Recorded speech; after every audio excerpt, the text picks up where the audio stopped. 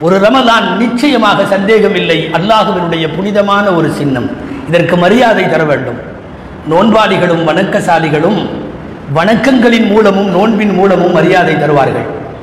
இந்த மரியாதையின் வரிசையில் முக்கியமான ஒன்று, ஒருவேளை நோன்பு வைக்க முடியாமல் போனால், தகுந்த காரணத்தாலோ அல்லது இல்லாமலோ, சோம்பலோ அசட்டையோ வேண்டுமென்றோ நோன்பு வைக்காமல் போனாலும் மாதத்திற்கான மரியாதையை மட்டும் தராமல் விட்டு விடாதீர்கள். பப்ளிக்கில் குடிப்பது, சாப்பிடுவது, நோன்பாளி இல்லை என்பதை பொது வெளியிலே காட்டுவது, நான் நோன்பு வைப்பவன் அல்ல என்பதை தெரியப்படுத்துவது, எல்லோருக்கும் முன்னால் சாப்பிடுவது, குடிப்பது, சமயங்களில் நானெல்லாம் எப்பவும் நோன்பு வைக்கிறது இல்லை என்று பெருமையோடு சொல்லுவது மார்க்கத்தை கேவலப்படுத்துவதாகும். நீங்கள் அல்லாஹ்வை அவமதிக்கிறீர்கள், ரசூலை அவமதிக்கிறீர்கள், இஸ்லாத்தை அவமதிக்கிறீர்கள்.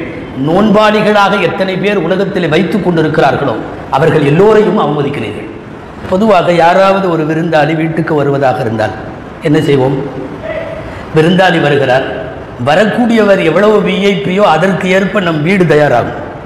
கூட்டி சுத்தப்படுத்து, நல்ல உணவு செய், இருக்கிற உடையிலே நல்ல உடை உடுத்து, கண்டதெல்லாம் கண்ட பக்கம் வைக்காது. வருவார்கள், தங்குவார்கள், உணவு சாப்பிடுவார், நமக்கு செலவு கொடுப்பார். போகிறேன் என்று போய்விட்டு விடைபெறுகிறேன் என்று சொல்லிவிட்டு போய்விடுவார். ஒரு வித்தியாசமான விருந்தாளி ரமலான். ரமலான் விருந்தாளியாக நம் வீட்டுக்கு வருகிறது, நம் பள்ளிக்கு வருகிறது. ஏன் வேறு வார்த்தையில் கொஞ்சம் கற்பனையாக சொல்லுவதென்றால் அல்லாவே வருகிறான் விருந்தாளியாய் ஒரு மாதம். ஆனால் இந்த விருந்தாளி வித்தியாசமான விருந்தாளி. வருகிற போது பரக்கத்துகளை எல்லாம் எடுத்துக்கொண்டு வருவான் இந்த விருந்தாளி, ரமலான் என்கிற விருந்தாளி. போகிற போது போயிட்டு வர்றேன்னு மட்டும் சொல்லிட்டு போக மாட்டான், குடும்பத்தில் இருக்கிற எல்லோருடைய பாவங்களையும் சுருட்டி எடுத்துக்கொண்டு போய்விடுவான். வித்தியாசமான இப்படி ஒரு விருந்தாளியை நம் வீடு பார்க்க முடியாது. ரமலான் என்கிற வார்த்தையை நீங்கள் டிக்ஷனரியில் தொலாவுங்கள். என்ன அர்த்தம் பாருங்கள். கரிக்குதல் என்று அர்த்தம். ஒரு பொருளை தீயில இட்டு கரிக்குதல், எல்லா பாவத்தையும் கரித்து விடும் ஆற்றல் பெற்ற மாதம் என்பதால் தான் இதற்கு பெயரே ரமலான் என்று வைக்கப்பட்டிருக்கிறது. மிகப்பெரிய பெயர் பொருத்தம். ரமலான் என்ன செய்யும் என்றால் என்னென்னவோ செய்யும், எல்லாவற்றத்தை விட பாவங்களை கரித்து விட செய்யும். அதைவிட ஒரு பேராற்றல் வேறு எந்த 11 மாதங்களுக்கும் அல்லாஹ் வழங்கவில்லை. இதற்கு சிறப்பு தகுதியாய் வைத்திருக்கிறான். கூப்பிடுகிற போதே நோன்பு வையுங்கள் என்று சொல்லுகிற போதே, நோன்பு கடமை என்று சொல்லுகிற போதே அல்லாஹ்வின் வார்த்தை கவனித்திருப்பீர்கள். கமா குதிப அலல் லதீன மின் கப்லிக்கும், உங்களுக்கு முன்பிருந்தவர்கள் மீது கடமையாக்கப்பட்டது போல் உங்கள் மீதும் கடமை. அப்படின்னா நீங்க மட்டும் நோன்பு வைக்கிறதா நினைச்சுக்காதீங்க, முன்னாடி எல்லாரும் வச்சாங்க.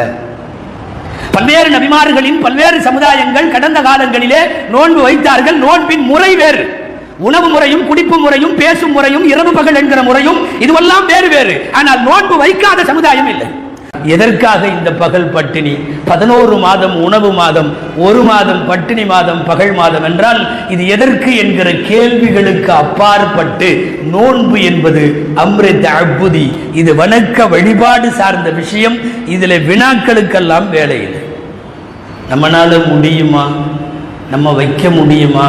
வச்சா தாங்குவோமா? கடைசி வரையும் வச்சிட முடியுமா? நன்றாக புரிந்து கொள்ள வேண்டும். உடலுக்கு ஆஃபியத் என்பது ஆரோக்கியம் அல்லாஹ்வுடைய கையில் இருக்கிறது. நினைத்தால் நோயாளியாக்கி படுக்க வைக்க அவனால் முடியும், நினைத்தால் அசுர ஆரோக்கியத்தை அவனாலே தர முடியும்.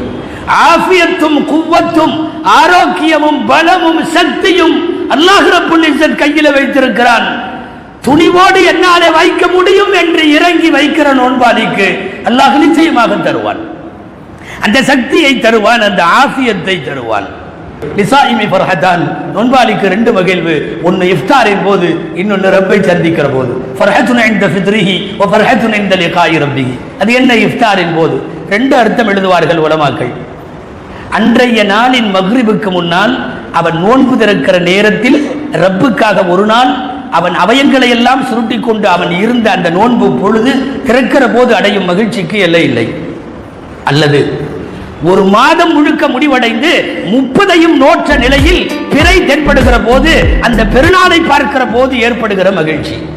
நோன்பு பூரா வைக்காதவன் பெருநாள் பிறைய பார்க்கிறதும் 30 நோன்பு வச்சவன் பார்க்கறதுக்கு இடையில வித்தியாசம் இருக்கிறது. அவனை பொறுத்தவரை நாளைக்கு புது துணி போட்டு ஒரு என்ஜாய், அவ்வளவுதான். பக்கத்திலே இருப்பவன் தான் 1 மாதம் ஒரு போராட்ட வாழ்க்கைக்கு பின்னாலே ரப்பினுடைய நெருக்கத்தை நோக்கி அவன் நகர்ந்திருக்கிறான் என்பதற்கு அது அடையாளம். எனவே அவன் மகிழ்ச்சி வேறு.